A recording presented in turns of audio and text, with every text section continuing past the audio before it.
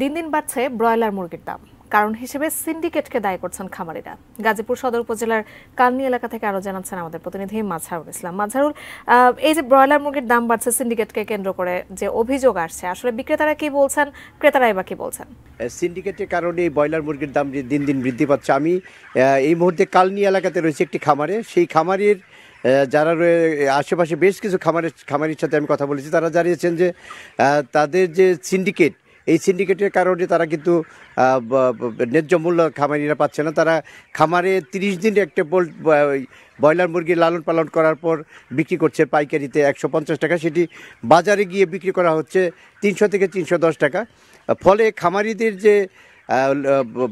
যে পরিমাণ বিনিয়োগ এখানে হচ্ছে সেটি কিন্তু তারা ওঠাতে পারছে না। তাদেরকে লস দিতে হচ্ছে, লোকসান দিতে হচ্ছে তাদেরকে প্রতি খামার থেকে 20 থেকে 25 হাজার টাকা করে। এর মূল কারণ হচ্ছে যে এই সিন্ডিকেটরা বাজার দখল করে রেখেছে। তারা ঔষধের মূল্য বৃদ্ধি করেছে, খাদ্যের মূল্য বৃদ্ধি, এবং বাজারে যে খামারিদের কাছ থেকে তারা যে মুরগিটা কিনছে সেইগুলোর দাম আবার কমিয়ে দিয়েছে। ফলে এই সিন্ডিকেটের কারণে তারা এই উপযুক্ত মূল্য পাচ্ছে না। সরকারের হস্তক্ষেপ কামনা করছেন। আরেকটা বিষয় তারা জানিয়েছেন যে যারা এই পোলট্রি ফিড, ঔষধ এবং মুরগির বাচ্চা বিক্রি করেন তারাই এখন মূল খামারিতে পরিণত হয়েছে। ফলে এরা যে প্রান্তিক খামারিদের কাছে বাচ্চা বিক্রি করছেন সেগুলো কিন্তু তারা প্রতিযোগিতায় তারা টিকতে পারছে না। এই কারণে কিন্তু এই খামারিদের লোকসান দিতে হচ্ছে। আমি এই মুহূর্তে কথা বলবো একজন খামারির সাথে, তার কাছ থেকে জানবো যে আসলে তাদের এই যে সিন্ডিকেটের কারণে তাদের যে লোকসান হচ্ছে এর মূল কারণটা কি। আসসালামু আলাইকুম ভাই, আমরা তো ব্যবসা করি গ্রামে। আমরা যেমন আমি ব্যক্তিগতভাবে 1000 মুরগি পালি। আমার 1000 মুরগি পাইলে যদি সিন্ডিকেট না হইতো, কারণ এখন ব্যবসাটা চলে গেছে। আপনার খামারিরা যারা ছোট ছোট খামারি, আমরা গ্রামের মানুষ, আমরা তো অন্য কিছু করতেও পারি না। দেখা যায় আমরা গ্রামের মানুষ অল্পদুকা মুরগি পালি, গরু পালি। এগুলো সম্পূর্ণ যাদের বাচ্চা আছে, যাদের আপনার ফিড আছে, বড় বড় কোম্পানি, তাদের কাছে এই ব্যবসাটা চলে গেছে। যেমন লেয়ার বাচ্চা বর্তমানে 100 থেকে 120 টাকা পর্যন্ত বিক্রি হয়। আগে আমরা এই বাচ্চারা 30 টাকা 40 টাকা এরকম কিনতে পারতাম, কিন্তু এখন আমার জানা মতে আমার এক ভাই লেয়ার খামারে বাচ্চার জন্য 100 টাকা পিস দিছে। তারপরও আপনার ওই সিন্ডিকেটের কারণে ওটার পিছনে খালি ঘুরতেছে, টাকা দিয়ে পাইতেছে না।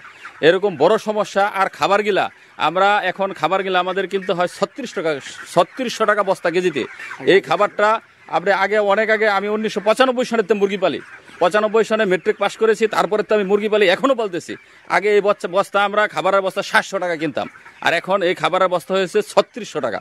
আমরা কোনো লাভই বিচারা পাইতেছি না, বার করতে পারতেছি না। এবং আমাদের খালি প্রতি বেচে 1000 মুরগি বিক্রি করলে আমাদের 20,000, 30,000, 25,000 এরকম টাকা লস হইতেছে। মাঝে মাঝে কোনো সময় যদি রেট একটু বেশি পাওয়া যায় তাহলে কিছু লাভ হয়, আনালে সবসময় লস হয়। এ ব্যাপারে আমাদের বাংলাদেশের প্রধানমন্ত্রী জনাব শেখ হাসিনা কে আমি বলতে চাই, তো ইনি যদি আমাদের প্রতি একটু, যারা গ্রামের মানুষ, আমরা যারা কৃষক, খেটে খাওয়া মানুষ, গরিব মানুষ, এক কথায় যারা আমরা অন্য কোনো কিছু করতে পারি না, আমরা একেবারে অসহায় হয়ে গেছি। এই ব্যবসাটা এখন চলে গেছে সম্পূর্ণ বড় বড় কোম্পানিদের হাতে। কোম্পানিরা বাচ্চাটা যদি ইচ্ছা করে, একটা ডিমের বাচ্চা, একটা ডিম মাত্র 10 টাকা 12 টাকা, এই বাচ্চাটা বিক্রি করে তারা 70 টাকা 100 টাকায়।